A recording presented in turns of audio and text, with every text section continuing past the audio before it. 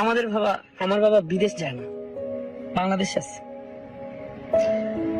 আমার বাবা বলছে যে হসপিটাল করবে, সে হসপিটালে কাজ ধরার কথা, ফ্রি মেডিকেল কলেজ করবে বরিশালে, সেখানে আগুন ইটের প্রত্যেকটা পাথর মনে হলো আমার বাবার রক্তে মারছে, এরকম মনে হচ্ছে। মাইটিভের গেটটা খুলে যেই আসতো আমার কাছে দেখা হইতো আমার সাথে, খালি হাতে বিদায় দিতাম। 16 তারিখে আমি যখন পোস্ট গুলো দেখি, আমি বারবার পোস্ট দিই। উপর মহল থেকে এত পরিমাণ আমাকে প্রেসার দেওয়া হয়, আমি পোস্ট ডিলিট করি। এরপর আমার ফেসবুক রিপোর্ট করে বন্ধ করে দেওয়া হয়। এরপর আমি আবার ফেসবুকটা আনি। আমার 19 তারিখে ফ্লাইট ছিল ঢাকায়, ব্যাক করবো, রাস্তায় নামবো, সেদিন ফ্লাইট ক্যান্সেল হয়ে যায়। পরবর্তী বাংলাদেশে যখন সব শাটডাউন হয়ে যায়, শাটডাউন হওয়ার পরে বাংলাদেশে চলে আসি। আপনারা দেখবেন আমি অনেক পোস্ট যখন সব বন্ধ ছিল তখন আমি একাই পোস্ট করে গেছি। যখন কেউ পোস্ট দেয়নি বাংলাদেশ থেকে, তখন আমি একা পোস্ট করছি। অনেকেই দেখছে যারা প্রবাসীতে ছিল। বুঝেন, অসুবিধা নেই। আমি আমার দোষ থাকলে শাস্তি আমি পাবো। আমি যতবার দেখছেন আমার ইনস্টাগ্রাম পোস্টে, যদি কেউ দেখেন, দেখবেন আমি একটা ছবি ছাড়ছি যে আমার মাথায় পিস্তল ঠেকানো, আমার মুখ আটকায় রাখানো, আমার এই ডিপার্টমেন্টে যে আমার কৈফত দিতে হয়, আমি কেন এই লাল ছবি দিছি, আমার অমুককে যা বলতে হয়, অমুককে যা বলতে হয়, তমুককে যা বলতে হয়, এক একজনকে এক এক কৈফত দিতে হয়। কিছু এলেই থ্রেট, টেলিভিশন বন্ধ করে দিবে, টেলিভিশন বন্ধ করে দিবে। কিন্তু আমার টেলিভিশন আমাকে কথা বলতে দেয়নি, কিন্তু আমার টেলিভিশন ঠিকই কথা বলছে। আপনারা যে কোনো ধরনের প্রুফ যদি চান দিতে পারবো। আমি আজকে কেনই কথা বলছি, আমার কিছুক্ষণ দেন, এরপর আর হয়তো আমি কোনোদিন কথা বলবো। আপনারা দেখবেন সব স্টুডেন্টদের যেটা অরিজিনাল সব নিউজ ছাড়ছে। আমার বাবার নির্দেশনায় বলছে স্টুডেন্টদের রাইটে সব ছাড়ো, দরকার টেলিভিশন বন্ধ। 9 দফা দাবিতে কেন্দ্র আমাকে কথা বলতে দেয়নি, কারণ তারা মনে করতো যে আমি যদি কথা বলি তাহলে 2,000, 5,000, 40,000 মানুষ আরো ইনফ্লুয়েন্সড হবে। আমাকে এরকম বোঝানো হয়েছে যে তুমি যদি কথা বলো অনেক মানুষ মারা যেতে পারে। চারদিকে মেন্টাল প্রেশারে ছিলাম, দেশে আসতে দিবে না, তাও আসছি। আসার পর বারবার আমি আপনাদেরকে ইশারা ইঙ্গিত দিয়ে বুঝাইছি যে দেখেন, একটা মানুষ যখন একটা স্ট্যাটাস দেয়, সে ডিলিট করে কখন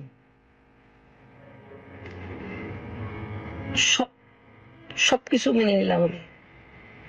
জয় তো হলো আমাদের, তাই না? আমার বাবার কষ্টের তৈরি করা টেলিভিশনটা দেখবে না যারা কিছু মানুষ, আমি জানি না এটা স্টুডেন্ট করতে পারে না, আমি বিশ্বাস করি না, কখনোই স্টুডেন্ট করতে পারে না। এটা আমার ভাইরা, আমার বোনরা এটা জীবনও করতে পারে না, এটা আমার বিশ্বাস করাতে পারবে না কেউ। কিভাবে ভাঙচুর করছে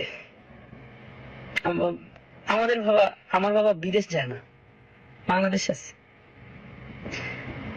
আমার বাবা বলছে যে হসপিটাল করবে, সে হসপিটালে কাজ ধরার কথা, ফ্রি মেডিকেল কলেজ করবে বরিশালে, সেখানে আগুন। বিশ্বাস করেন, আপনারা টিকটকে যাবেন, আপনারা ইউটিউবে যাবেন, আপনারা ফেসবুকে যাবেন, মাই টিভির প্রত্যেকটা পোস্ট দেখবেন, আমাদের টেলিভিশন ভাঙচুর করে শেষ করে দিচ্ছে। নিচে 33টা গাড়ি আমাদের নিউজে সব ভেঙে ফেলছে। আমার বাবার গাড়ি ছিল, ওখানে একটা ভেঙে ফেলছে। আমাদের একটা মার্সিডিজ ছিল, সেটা ভেঙে ফেলছে।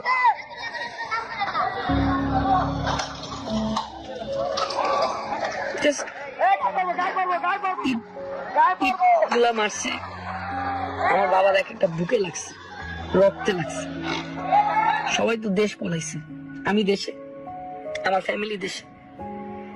আমাদের হাজার হাজার কোটি টাকা নাই যে আমরা দেশের বাইরে বাড়ি গাড়ি কইরা রেখে দিছি, কিচ্ছু করিনি, সব দেশে করছি। যেই গেট খুলে আমি এত হাজার হাজার মানুষের ট্রিটমেন্ট করছি, এত হাজার হাজার মানুষের কোনোদিন বিকাশ নাম্বারে বলি নাই যে আপনি আমার টাকা পাঠান। আমি বন্যায় আসি, বিকাশ নাম্বার দিচ্ছি, টাকা পাঠান, এই কথা কোনোদিন আমি বলি নাই, কোনো জায়গায় না, কোনো জায়গায় না। আজকে আমার মাই টিভি ভাঙচুর করে, এডিট প্যানেল, নিউজ ডিপার্টমেন্ট নিচে ভাঙচুর, গালাগালি, দালাল সরকারের। আপনারা বলেন, যেখানে এত মানুষ একত্রিত হয়ে কথা বলতে যে কত লড়াই করতে হয়েছে, তাহলে আমি একটা মানুষ যে আমি এতবার ইনডাইরেক্টলি পোস্ট করছি, ডাইরেক্ট পোস্ট করছি, আমাদের ডিলিট করে তাদের কতটা প্রেসার করছে আমার ক্রিয়েট করতে পারে সেটা চিন্তা করে। আমি গা ডাকতে আসি নাই, আমি গা ডাকতেও আসি না। আপনারা অনেকেই বলতে পারেন যে তৈরি আফ্রিদি বাঁচার জন্য আসছে, আমার দরকার নাই। আর আমার ফেসবুকও দরকার নেই, আমার ইউটিউবও দরকার নেই। আপনারা আমাকে অনেক হেট করেন, আমি তো অপরাধী যে আমাকে প্রেশারাইজ রাখছে, কিন্তু আমার টেলিভিশন ঠিকই কাজ করে গেছে। আমি ইউটিউব সব জায়গা থেকে আমি চলে যাচ্ছি।